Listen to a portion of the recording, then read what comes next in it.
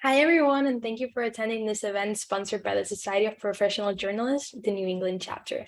My name is Nuria Diaz, and I'm here tonight with Gary Washburn.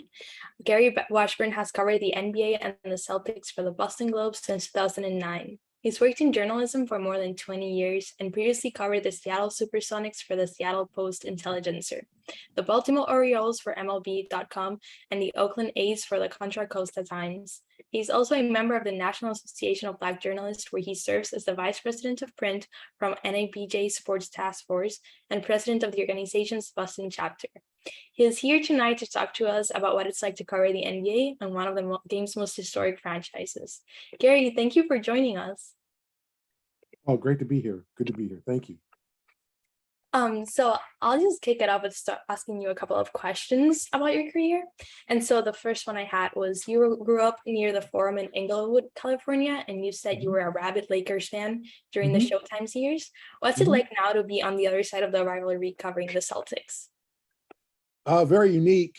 Obviously, when you grow up in Los Angeles and your visions of Boston are like snow and the cold and like the Boston Garden filled with people who most people, non people of color. You don't see many people of color in the crowd, and you think, God, I'd never live there. That would be like the last place I'd live. So when I moved here in 2009, obviously I knew it was different. It wasn't the same, and it wasn't what it was portrayed on television in many cases. But I learned to, it was just an interesting dynamic to meet people, former Celtic players that you grew up, wanting to lose, and I would say hate's a strong word, but not liking, and being introduced to the other side of the organization, in terms of the team that's won 17 championships, a team that, has a great amount of pride, and then becoming part of the community of an area that you obviously, you never think is totally on the other side of the country. Obviously, the weather is different, the people are different. It's such a drastic change, but it's been a great move. It's been a good move. I enjoyed Boston. I like Boston, but yeah, I would have never have envisioned, being on this side, covering the Boston Celtics. As I said, growing up a Lakers fan, especially in those intense rivalry games and NBA Finals and Magic against Bird and those type of things. But it just shows that you can work anywhere and you can live anywhere, and that anything is possible in terms of things you might cover. Yeah, definitely. And it definitely helps that the TD Garden always gets lively during games. Yeah. Just to follow that up, who would you say were your favorite players growing up? Basketball player. Well, like I was a big Kareem Abdul-Jabbar, Magic Johnson, obviously, but more Kareem Abdul-Jabbar.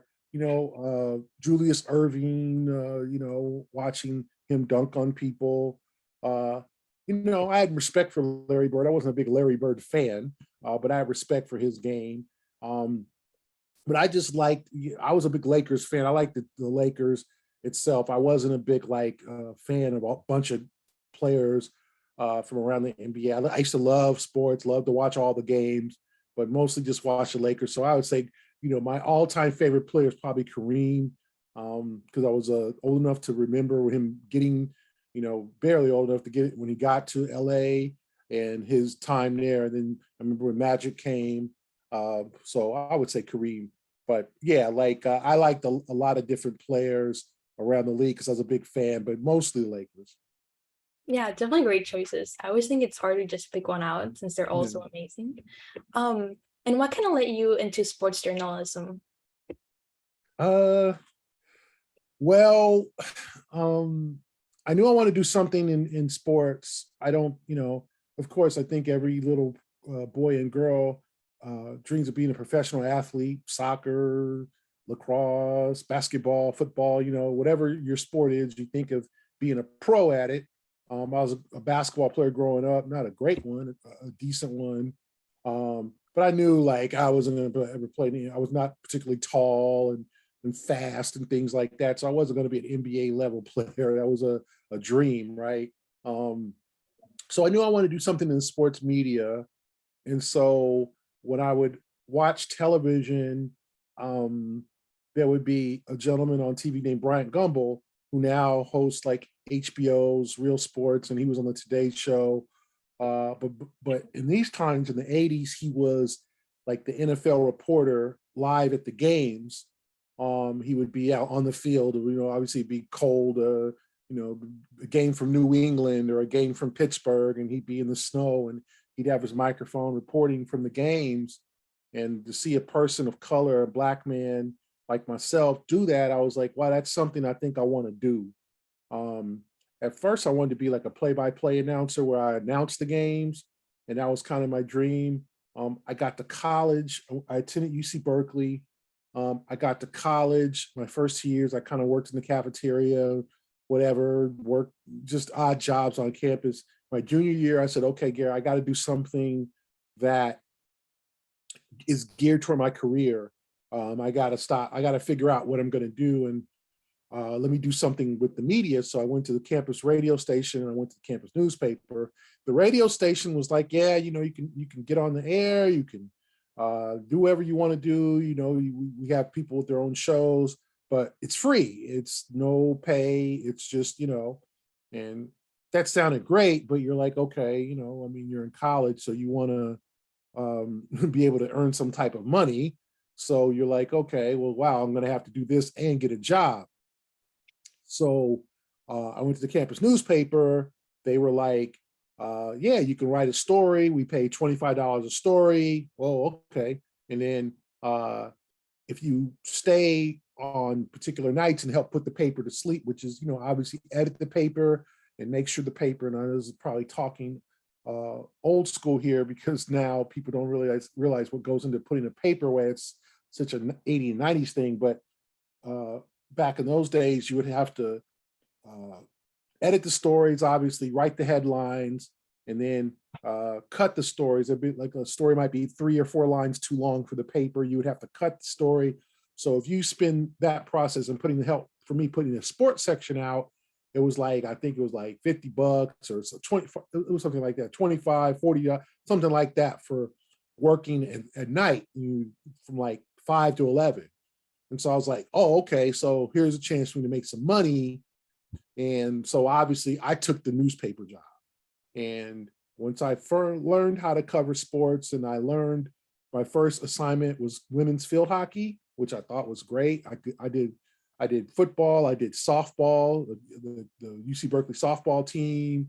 I did women's basketball. So I was like, I loved it. I knew this is what I wanted to do. Then I went to a job fair at 20 years old.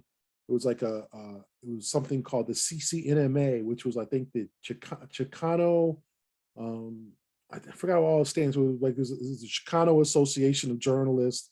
Did a job fair in San Jose, California, and I met a woman of color, Black woman named Annette John Hall, who recently retired from the Philadelphia Inquirer.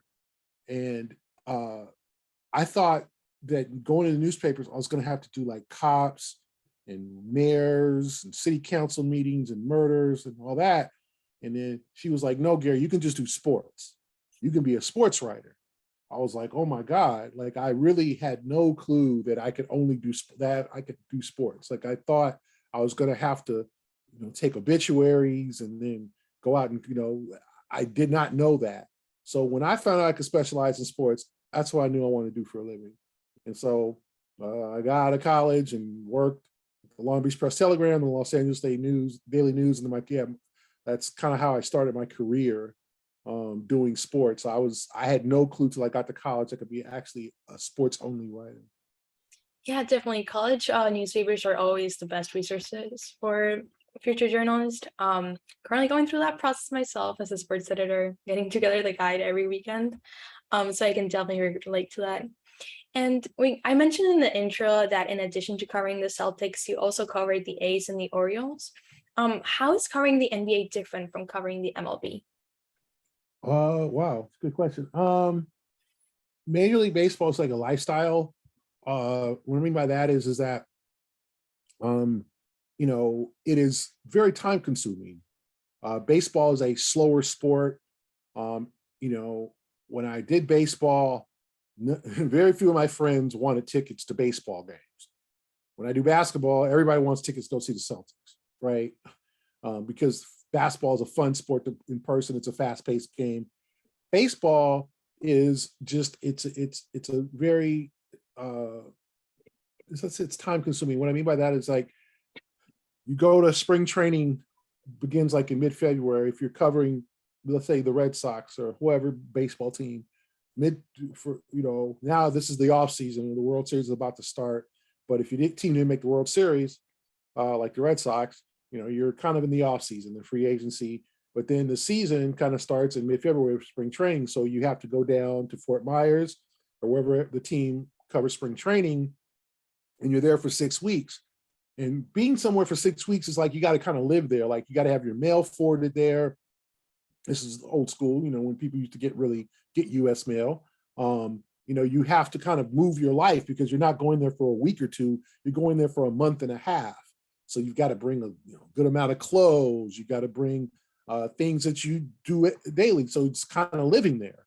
And so you spend 6 weeks in Florida or Arizona where the team trains, and then the season starts. So, you're on the road, 9-game road trip, 12-game road trip, and baseball, the locker rooms are open 3.5 hours before the game. So, or 4 hours. So if the game starts at 7:30, my locker room might be open at 3:30 or 4. So you're in the locker room or the clubhouse, they call it, for sometimes, upwards of 2 or 3 hours, like pregame. You're on the field when they bat, like you're just doing pregame work. And then the game starts, which is 3.5 hours, and then you write your story. So it's a 3 to 12 shift. And that is time consuming. And then, the summers takes baseball is it's a summer sport. So you're there. So, one of your friends might be getting married. One of your friends might be going on a summer vacation, want you to go, like you really can't, or you got to make some time off because baseball teams play every day almost, and every weekend, especially. So your time off is the winter when everybody else is pretty much working, right? So I would be plenty of times I'd be able to go home and see my mom for Christmas and all that, but none of my friends were available to hang out or whatever. Everybody was working. It's the holidays, or so but it becomes something that you grow to love. The sport, the strategy of the sport, because baseball is such a strategic sport. Basketball is very fast paced. The seasons are shorter. The players are, in many cases, more approachable and happier, I should say, because basketball players have guaranteed contracts. Secondly, they make more money at a young age than baseball players. Now you can look at, baseball players like Aaron Judge is about to get paid a lot of money, or Bryce Harper, or some of these players that make $300 million, but that's when they're established. Some of the younger baseball players, when they're first, are literally making a couple of $100,000. So they're not highly paid. Some of them aren't formally educated or didn't have much formal media training. So some of them are unfamiliar with the media and how to speak to the media and how to, what do we do every day? Basketball players, many of them who are in NBA have been covered by the media since they were in high school, or even before then when they were playing AAU ball. So a lot of them have a familiarity with the media.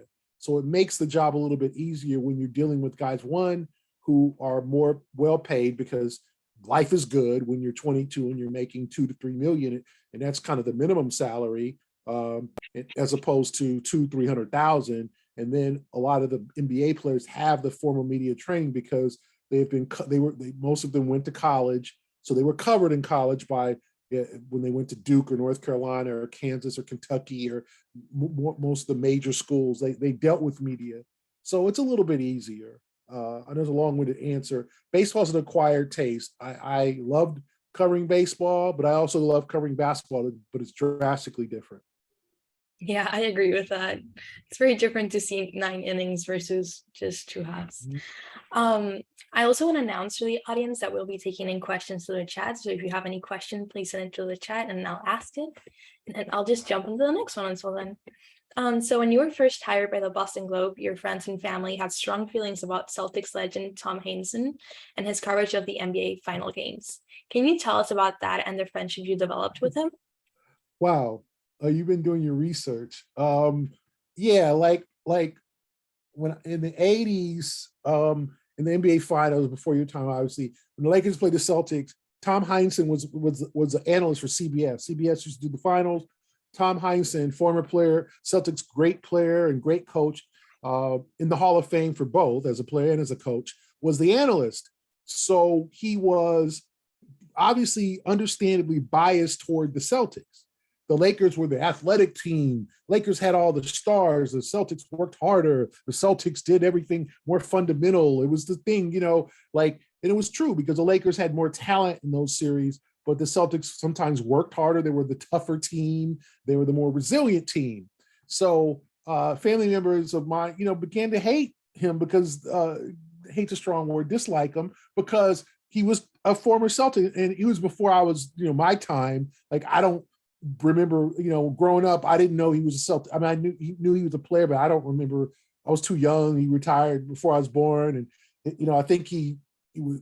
I think 1978 was his last year's coach, so it wasn't like I was really familiar with his career, but my uncles were, and so they very much disliked Tom Heinsohn.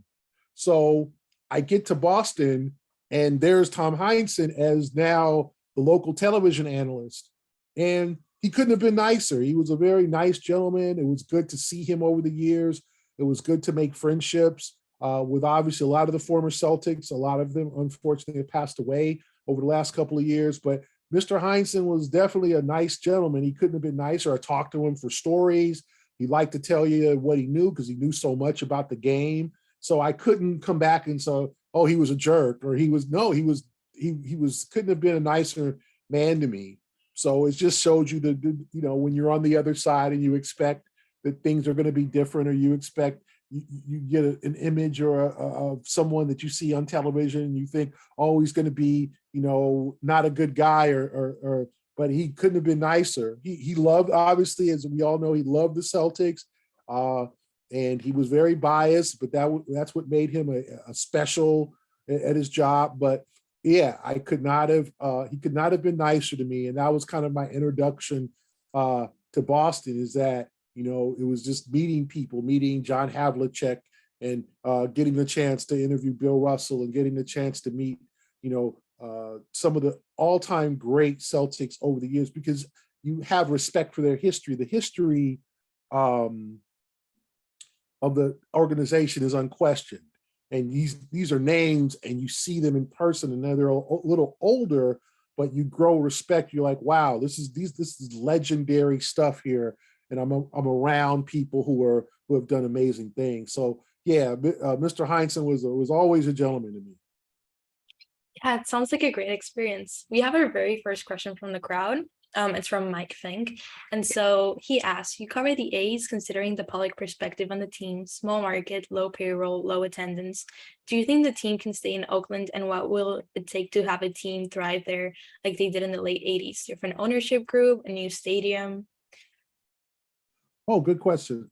I covered the A's in the late 90s. There was a movie called Moneyball, that with Brad Pitt playing the general manager. I was there during those times. I covered those teams that rose to prominence from a team that was completely rebuilding after, they had Mark McGuire and Jose Canseco, and they won a World Series in 1989. They went to 3 straight World Series from 88 to 90.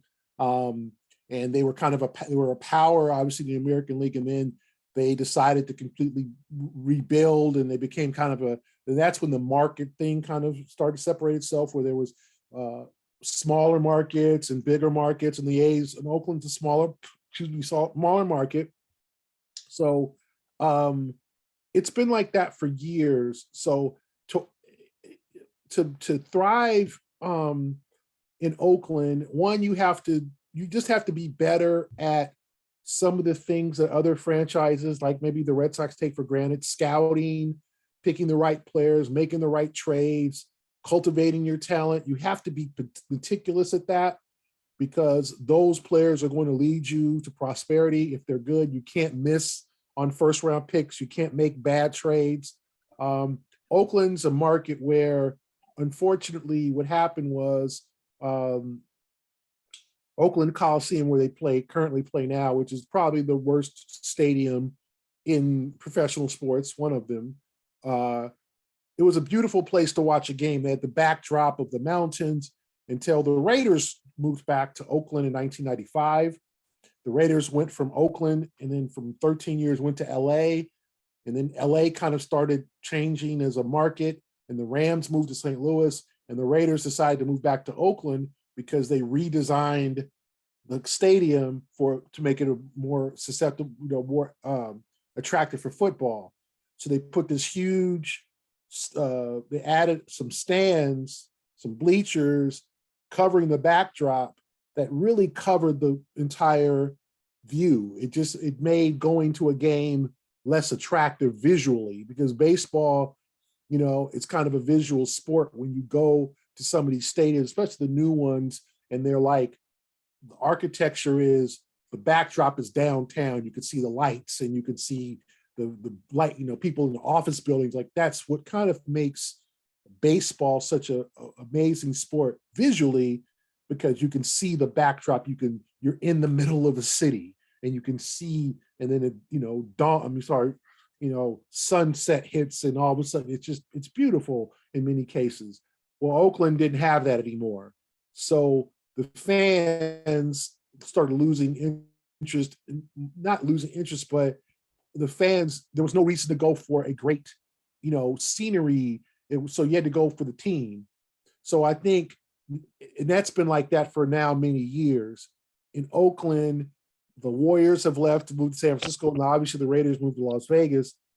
They need a new stadium. Like, that's the only way that it's going to survive, because of the surroundings. And I think you guys know, if you look at, let's say, the TD Garden, and if the new construction of the TD Garden, they've put restaurants in there now. They've put a place where you can have concerts. They put a club in there. Like, they want people, any place wants people to be able to go to the arena a couple of hours before the game, eat, drink, be merry, go to the game. And then even if you want to stay after, you want to make it an event where you're there 6-7 hours.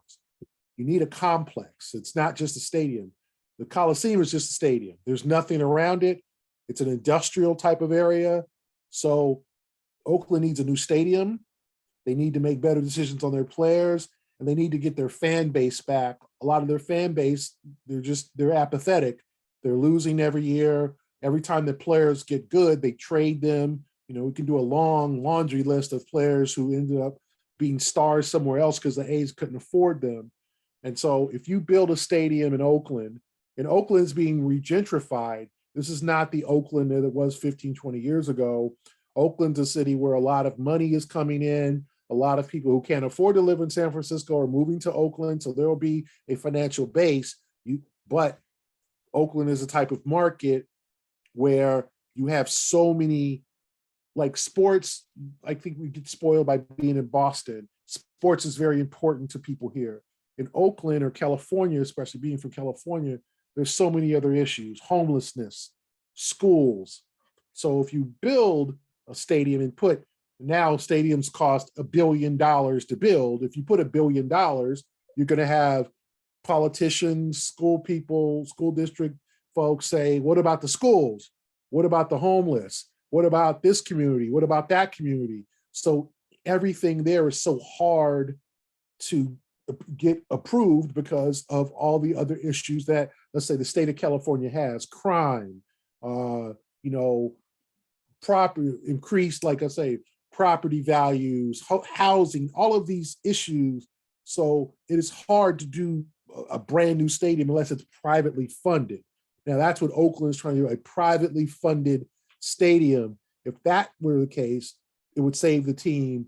and I think they could flourish in Oakland. But you have to go back to what I mentioned before, like the picturesque, like they want to build a stadium right off near Lake Mirror, like right off, like where you can look at the lake and look at the other side of the bay, things like that. Like if you look at San Francisco, you can see the bay and it's right on the water. Like that's a really big deal, especially in places like California, where people want to go for the experience and not necessarily the game.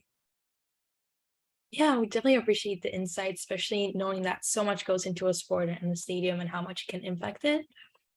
So my next question is, you've written that when you deal with sports legends in this business, the ones who you remember dominating your youth or watched on those grainy black and white videos, it can be a mixed bag. Some are approachable and honestly, some aren't. What are some of the best interviews you've had, and are there any players you wish you could have spoken with? Uh, the best, I have a great relationship with Cedric Maxwell of the Celtics. I mean, a good friend of mine, a guy that I said I watched on television growing up. A lot of the guys, I've interviewed Kareem Abdul-Jabbar. He made an appearance at Harvard and talked to some students. So I've been very blessed to been able to meet a lot of the people that I did watch, Magic Johnson, and you get to know them. Or if you look now, Charles Barkley on TNT and those guys, Shaquille O'Neal is obviously a little younger than those guys, but you take in that experience because that that's not promised. And most of the athletes that you deal with, especially when they get older, are more approachable. I haven't had too many experiences where you're dealing with a former player and they're just not approachable. Some aren't. Some like normal people aren't. But usually, yeah, it's a good experience to get to meet them, to talk to them. It helps that you do your research and you talk to them and you're a little bit educated on what they've done and things like that. But yeah, that's always been a joy to be able to deal with. As I said, like I was able to interview John Havlicek before he passed for stories, and I interviewed Bill Russell. Like that stuff you don't ever take for granted, and you understand the enormity of what they did, and what they contributed to the game in a time where they weren't paid a lot of money, and they revolutionized the game. Julius Erving, I've got a chance to interview. So a lot of great stuff I've been lucky enough to talk to. Yeah, definitely. That sounds great. And I agree with that point that you said, where when they get older, they speak more. Right now in college, they don't really speak that much. So you kind of have to push them to get them talking. You also mentioned you covered Ray Allen when he played for both the Supersonics and the Celtics. Do you think he gets the credit he deserves for his contribution to the Big Three in Boston? Oh, that's a good question. Yeah, I mean, I think it was how he departed. There's a lot of people won't forget, and it was a decision that I think a lot of people don't understand. That the Celtics had a chance to keep him, and they didn't, and then they kind of made a last minute ploy to get him back, and by then Miami and LeBron James and Dwayne Wade had recruited him, and I think he was like, hey, I'm going to go here, try to win a championship. But I do think he gets credit. But yeah, I think that the way he departed and kind of breaking the Big Three up, and the lack of communication, maybe that was there when he made that decision, kind of led into him kind of being pushed back and not, let's say, not as welcomed, but his tenure not revered as much, especially as Garnett and obviously Pierce had an obviously amazing career, 15-year career in Boston. But I think Ray does deserve credit for what he did for that team, and he's a Hall of Fame player too. Yeah, and keeping to the topic of the Celtics, this past year has been an interesting year to cover the Celtics. They went from 2 games away from winning the NBA Finals to their coach getting suspended, and now they're off to a strong start to the season. As a journalist, challenging has it been, as a sports journalist, has it been challenging to keep up with all these developments? No, it's not been challenging. And as a journalist, you just have to be prepared for anything, especially nowadays. And unfortunately, this is a new world, and it's a world that the microscope is on these athletes with social media, with kind of the new world order, the Me Too movement, things things that were quote unquote acceptable that might not have been very polite or tasteful, but were acceptable are no longer acceptable. And I think as a reporter, you have to understand that, and that these athletes are on a different judgment scale than they were 20, 30 years ago before social media, when a lot of these guys were hanging out and partying because there was no cell phone cameras, there was no people recording, there was no person trying to go up to you and start a fight and then put it on cell phone camera. Like, it wasn't the temptations. It was definitely temptations, believe me, but it wasn't the risks of the public, finding out your every move, your every word, things like that. There weren't trolls who were literally trying to instigate you. Now, I'm not saying that those guys didn't deal with people trying to push their buttons because they were a professional athlete, but not so the video could go viral and you could, be on TMZ and all these websites for getting into a fight at a bar. So I just think you have to understand that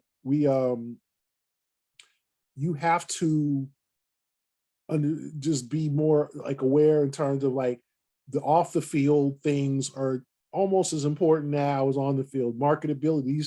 These athletes are brands, right? You look at Steph Curry, you look at all the commercials that a lot of these athletes are on, they're brands. It's more than just their players.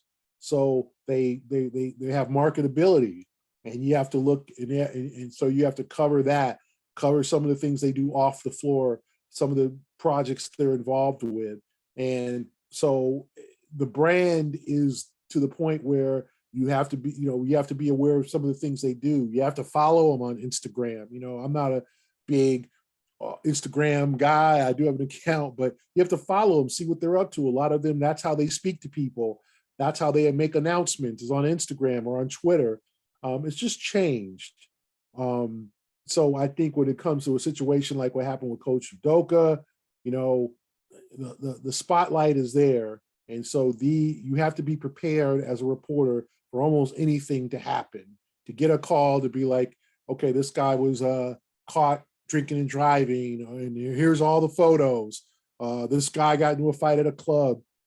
Here's the video. It's already been posted on, 18 websites. It's just, that's how it is. And that's why you see that a lot of the players understandably don't go out like they used to. In the 90s and the early 2000s, these guys used to party pretty hard. They enjoyed their lifestyle. They went out, they drank champagne, they hung, because there were nobody recording them. I mean, before your time, to record someone, you had to have the cam that you put on your little webcam. People weren't in the club with those on, and they're really noticeable. Now, you can just hold your camera up or like this, and someone is, recording everything that you do or whatever. So as a reporter, it's changed. It's definitely more than on the field stuff. It's off the field, what they're doing marketing wise, advertising, shoe deals, things like that you have to keep up with. So it's just I had never covered a story like the Coach Udoka story before, but it doesn't surprise me in the sense that these things do happen. It's just went public. And in this day and time, and this kind of new world, those things, being unfaithful in some cases, or things that were kind of quote unquote normal or acceptable back then are not anymore. Yeah, definitely. We have another question from Mike. How do you balance building relationships with players or coaches, but also holding them accountable as a journalist? Well, I think that I think you do it with the truth and with facts and with stats. I think players understand that there's going to be criticism. Players understand that they don't always have good games, and people are going to report that.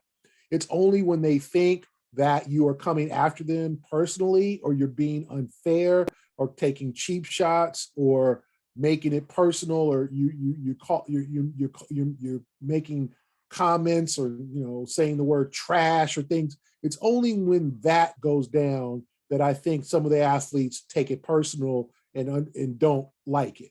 And so I think what you have to do is you just have to tell the truth. You have to be, but you have to back it up with facts, with stats, with percentages. Like if a guy, hey, in the last 7 games, he's shooting 22% from the field. Like you have to back it up. You can't just come off the top, rope, as they say, with criticism, but have no facts behind it. Support your criticism or with facts. This is what you've done. The person can't really argue. They might not like it. Whenever we're scrutinized at whatever job we do and we're not getting an A+ rating, or we get a B, we're like, well, what did I do wrong? What, I thought I was doing great. None of us are going to like that. But if the person says, well, you were late on 3 days last month, or you didn't close this account and things like that, you're like, okay, you don't like it, but it's the truth. And I think players respect that. They understand that they're going to be scrutinized. I think, like I said, when they feel like it's personal or unfair, then that's when they have a problem. So I think you gain their respect by being fair and honest. Praise them when they deserve to be praised, criticize them when they deserve to be criticized. And I think the relationships will be fine. I think a lot of these guys, quite honestly, they don't read as much. Like the newspaper used to be where you got up in the morning. Now these guys look at their phones. Sometimes they don't read any idea what you write about them. It's their friends that tell them, or something like that. Or it's their social media. Sometimes they don't even know what you write about them because it's not important to them. Sometimes it is. It all depends on the athlete. Some athletes read everything that is written about them. Some never read anything. So they'll look at you and you really hammered them on a story and they're like, hey, how's it going? Hey, how you doing? Because they didn't read it. And, so it all depends on the person. Yeah, definitely. I'd say that's the hard-hitting truth of sports journalism. We think they read it, but they really don't. And the NBA is obviously a billion-dollar business, and has a lot of access to player, has gotten like tougher and tougher during the years, especially during the COVID-19 pandemic. How challenging has it been to develop sources and ask players and coaches the tough questions? Because of the pandemic? Yeah. Not as difficult. You just don't have, unfortunately, with the pandemic, the personal side of the business is kind of dissipated. What I mean by that is, pulling a guy aside one-on-one. Now everything is a group. It's beginning to get back to normal with obviously all the vaccines, and kind of we're moving forward, although we're down. I don't know if it's ever going to be gone, but we're moving past the kind of the restrictions phase.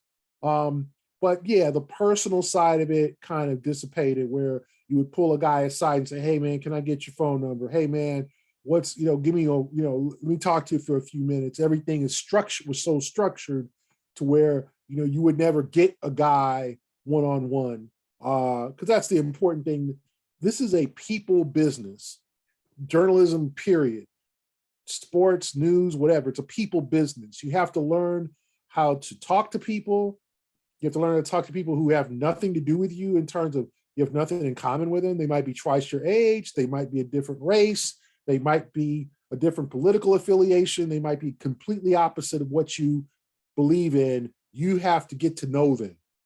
And so it's all about conversations, sometimes on the record, sometimes off the record. Sometimes, hey, how's it going? Just shooting the stuff with them, having a convo that you're not trying to work on a story. You're not trying to use them for anything. You just, hey, how's it going? Or, hey, how was your holiday? Hey, how the kids? Like, just human things, and you build relationships through that.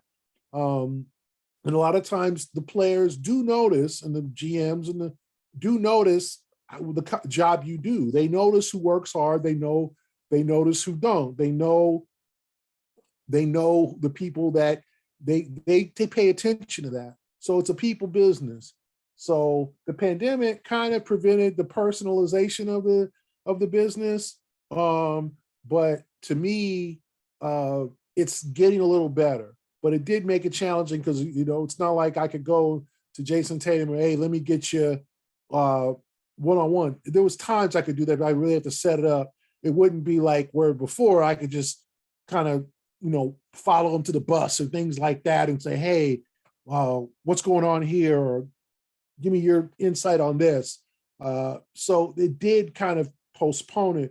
But honestly, I think all of us were just lucky to do our jobs, considering the extent of the pandemic and how many people were affected by it. I think we're all just lucky to work, to be honest.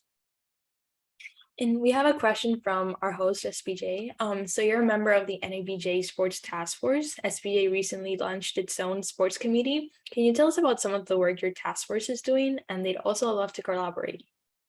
Oh, that's great. Our task force, it's just kind of a collaboration. We work to better the lives and the working conditions of Black sports journalists. What I mean by that is, getting jobs out there, getting those who are talented enough employed, getting them promotions, getting people,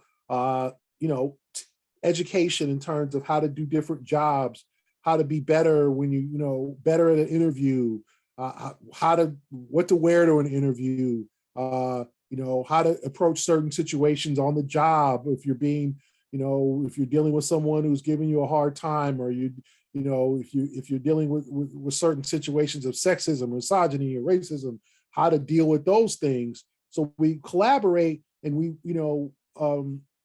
with social media, it makes it a lot easier to communicate and to know. But prior to like the internet and all that, a lot of us didn't know who each other were. Like you'd go into a press box, you'd see another Black face for me, and you'd be like, oh, how you doing? And you might get the guy's phone number. Where are you from? Where do you work? Like, now it's obviously a lot different. Everybody has Facebook pages and Twitter accounts and LinkedIn and all that. So it makes it easier to communicate. But what we do is we try to make the lives easy. We have a national convention every year, the National Association of Black Journalists Convention. So we have panel sessions every year that are geared towards sports writing. We have workshops, and we're discussing now. I was on a conference call earlier today discussing our plans for our next convention next summer in Birmingham, Alabama. How are we going to, how do we reach out to younger journalists? How do we get younger journalists involved? That's the key, like making sure that life is better, and getting jobs is easier, and careers are easier to have for the folks that come after us. For me, coming out of college, I didn't have a whole lot of journalism mentors. I didn't know a lot of people in the business. There weren't a lot of Black faces or people that were like, hey, I will help you. You had to find those people. Now we try to make it to where a lot of journalists coming out of college already know us, already know who we are. We know who they are. If they have questions, if they have issues, they can come to us and we can help them. And then if they, hey, I'm interested in this job, okay, well, send me your resume and clips. I might be able to talk to the sports editor, because as we get older and experience this business, we get to know some of the people that are making the decisions. And some of us are making decisions wholeheartedly. So that's what we do. Yeah, it sounds great. I'm going to jump into another question while the audience comes up with more questions. So in 2020, you co-authored the book, The Spencer Haywood Rule: Battles, Basketball, and the Making of an American Iconoclast. Can you tell us how the book came to be and what it is like to tell this incredible story? Yeah, Nuria. It was a situation where Mr. Haywood had been inducted to the Hall of Fame. He's a very fat, he's sort of like a realized Forrest Gump. And if that's a reference that you don't understand, which I would understand if you don't, watch the movie Forrest Gump. I think it's from '94. I'm sure before your time, but older people might get that reference. And he's just been through everything. He's seen everything. He's been around the world. So he has one of these fascinating stories and he wanted to tell it. And I had known Mr. Haywood from his time. He used to play for the Seattle Supersonics, and he would come back to Seattle every now and then and be honored when I covered the Supersonics. So I got a chance to meet him and have conversations with him and get to know him. So when a coworker of mine, Mark Spears, who works at ESPN, was working on the book, and he was talking about it, and I was like, wow, I definitely would love to give you some insight. And he's like, well, why don't we do it together? So we decided to do the book together, interview Mr. Haywood for several hours, talking about his life from growing up as a, Mississippi cotton picker, the son of a cotton picker. His mother was literally picking cotton, and people think that that's a cliche, or people don't understand, especially younger people don't understand that there was people out there in those, blistering summer days picking cotton with their bare hands and putting it in sacks every day for $2 a day. And he was the son, born in 1949. He was the son of a cotton picker. His mother was a cotton picker. And he picked cotton until 15 years old, when he moved to Detroit, Michigan, and then pursued basketball. And he was the first player to fight in 50 years ago. The NBA had a rule that you had to complete college. Now it's laughable. You look at Kevin Durant, you look at all these superstars, Kyrie Irving, Jason Tatum, Jaylen Brown, all went to school 1 year. Back in those days, you had to complete college or be 4 years removed from high school. It's like, well, we don't care if you go to college, but you're not coming to the NBA after high school. So go do something for 4 years and then come back 4 years after your class graduated. That was a mandated rule. And Mr. Haywood was the first person. He went to the Supreme Court to fight for the right to work, fight for the right to be 20 years old to play in the NBA, where there's a bunch of players, probably 50, 100 players now in the NBA that are 20 years old or in that age. He had to go to the Supreme Court where he won his case, and he was allowed to play in the NBA. And he was the first one. It was called the hardship rule, where in those days, if you went to the NBA and said, listen, I know I am supposed to stay in school, but my mother is a housekeeper. My father's not around. Like, I want to make money to make sure that she lives better. I don't want to go to college for another 2 years. I want to go make. Oh, I'm sorry. No worries. I don't know what my wife is doing. Hold on.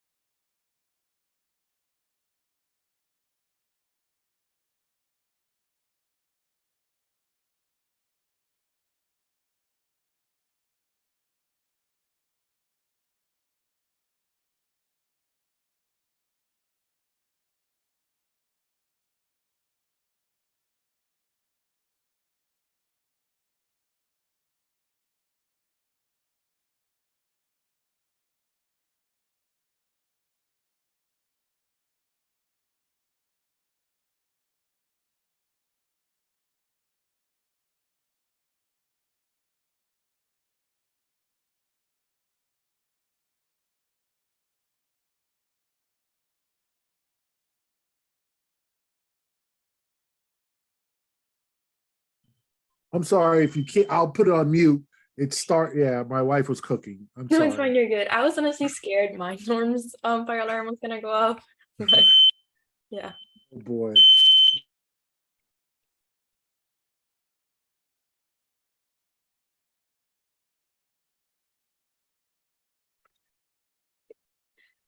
Yeah. So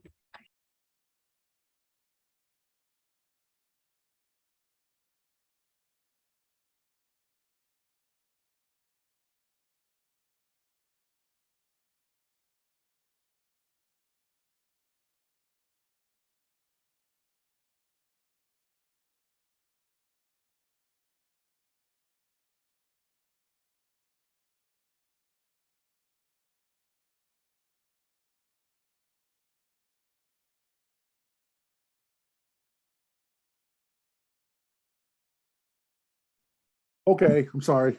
no, you're good. You're good. Okay. Yeah. Yeah. You're. I don't know if you want to add anything to that question, or do you want me to go to the final question? Hey, you go to the next question. Okay. And here for the exclusive, do you think there's any chance Carmelo Anthony eventually signs with the Celtics? At this point, I don't think so. I'm sorry. That's sad to hear, but good to know. At this point, I don't think so. I think they're going to be good with their roster as it is now. But uh, I do think, I mean, he's still a free agent. He's still out there, but I don't think it's going to happen anytime soon. And I think this is a good point to wrap it up because of the fire alarm and all of that. I really want to thank you for coming and teaching us so much about sports journalism. I'm pretty sure everyone here loved it. And thank you so much. It was very nice to meet you, even if it was on Zoom. Thank you. Thank you. Bye. Bye.